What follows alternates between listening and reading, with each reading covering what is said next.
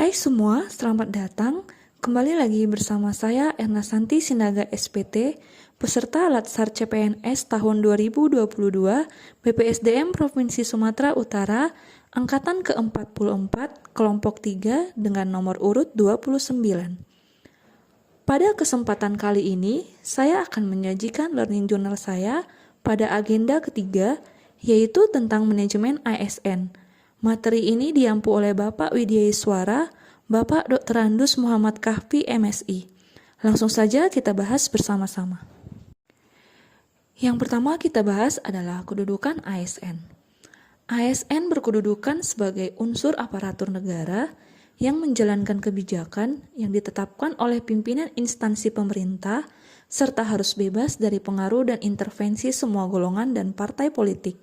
Sebelumnya, berdasarkan jenisnya, menurut Undang-Undang Nomor 5 Tahun 2014, ASN terdiri dari dua, yaitu pegawai negeri sipil atau yang disebut dengan PNS, dan yang kedua adalah pegawai pemerintah dengan perjanjian kerja atau yang disebut dengan P3K. Manajemen ASN. Manajemen ASN adalah pengelolaan ASN untuk menghasilkan pegawai ASN yang profesional, memiliki nilai dasar, etika profesi, bebas dari intervensi politik, bersih dari praktik korupsi, kolusi, dan nepotisme. Adapun tahapan manajemen ASN adalah penyusunan dan penetapan kebutuhan, pengadaan, pangkat dan jabatan, pengembangan karir, pola karir, promosi, mutasi, penilaian kinerja, penggajian dan tunjangan, penghargaan, disiplin, pemberhentian, pensiun dan tabungan hari tua, serta perlindungan. Tugas dan fungsi ASN. Yang pertama adalah pelaksana kebijakan publik. Tugasnya melaksanakan kebijakan yang dibuat oleh pejabat pembina kepegawaian sesuai dengan ketentuan peraturan perundang-undangan. Yang kedua, pelayan publik.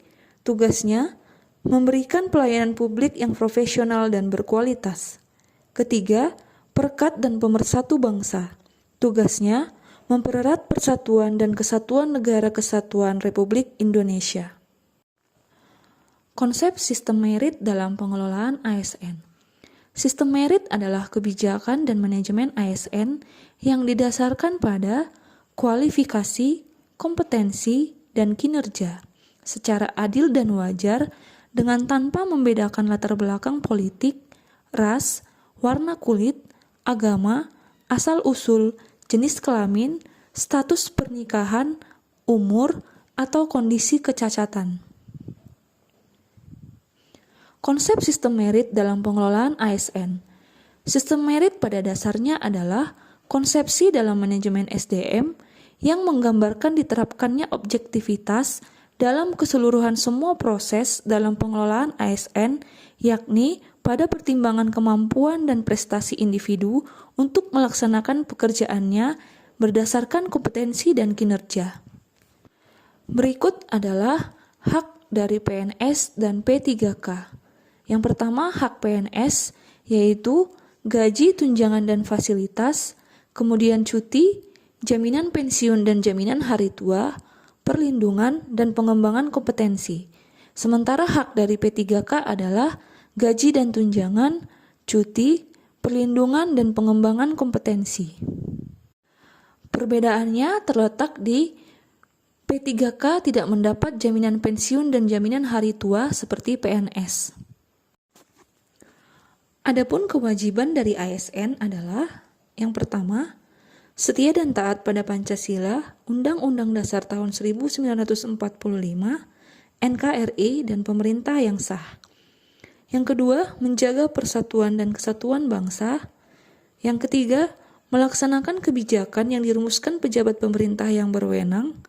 Yang keempat, menaati ketentuan peraturan perundang-undangan. Yang kelima, melaksanakan tugas kedinasan dengan penuh pengabdian, kejujuran, kesadaran, dan tanggung jawab.